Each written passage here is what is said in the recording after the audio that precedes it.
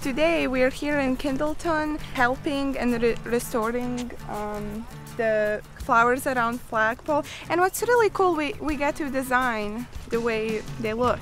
God has really spoke to us with this because we get to restore something that really is beautiful and show His beauty by doing this work. So this is my first servant leadership experience, and it's been really fun so far. Like, you know, you get to hang out with your friends and like fellowship, and like the speaker's been really good. And the actual work projects, you know, they're hard, but it's like so rewarding just to, you know, see the faces of the people that, you know, are watching you and seeing kind of God's love shine through you. We're here at Heritage Rose Elementary School, building some benches, planting trees, digging holes, trying to make a nice shaded patio-covered sitting area for the playground and for the field and the basketball courts. And, yeah, because it's pretty sparse out here right now, pretty sunny. So it's been pretty fun so far. We finished building most of the benches now, and we just got here and started digging holes. But no, we don't really know where to put the holes. I'm not really sure how this is going to turn out. I might make a smiley face or something. I don't know.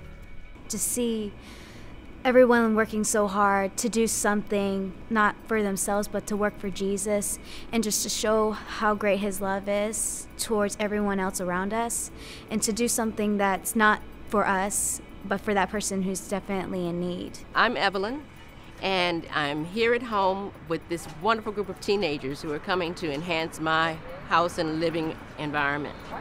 It's been such a blessing and a godsend to see the revivement and the uplifting in the area. And I'm so thankful for these students for lending their time to the project.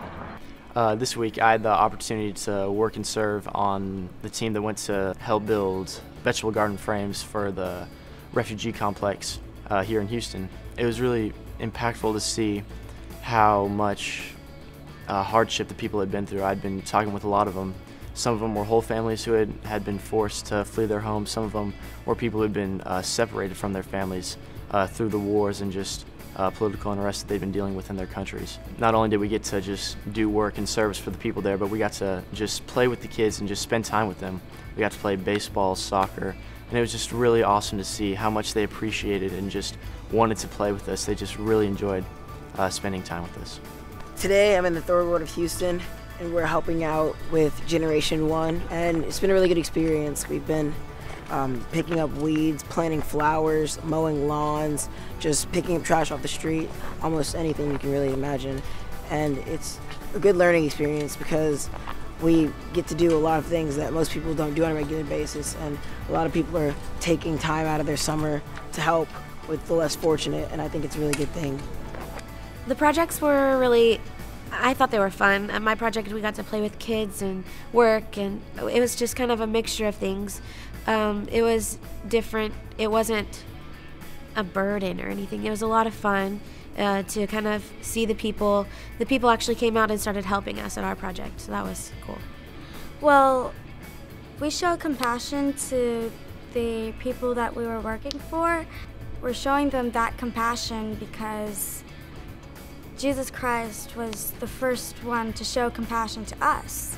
Today we've been painting this house who's owned by this 99-year-old lady who's turning 100 either this week or next week, and we're actually going to throw a party for her. But it was interesting.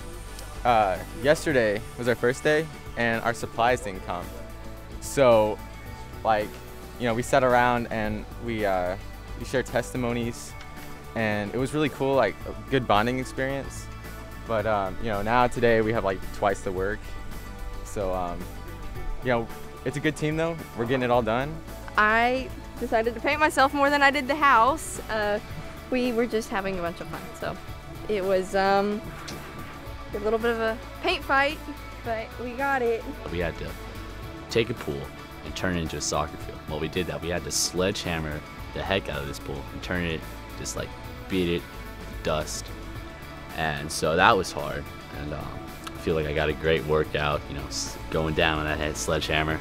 And I know a couple of my friends, we just destroyed it. And then once we did that, we had to get 9 yards of dirt, fill the whole thing over so that we'd be able to get the soil, and then we got the seed, laid the seed down, and we had to water it so that the grass would grow up. There's really not that many places for the little children to play at, and we heard that they really do like soccer, and we've seen them, playing around with soccer balls sometimes. And so we just thought, okay, well, we're going to turn it into a soccer field so that they'd be able to use it, and that they'd be able to get exercise and do all these great activities and just have fun together. My favorite part was probably going to Schlitterbahn because I got to hang out with friends and stuff. I rode the Wolfpack like 5 times with Ty. It's real fun. We went to Galveston to go to Schlitterbahn and the beach. It was just the most relaxing day I've ever had on this whole entire week.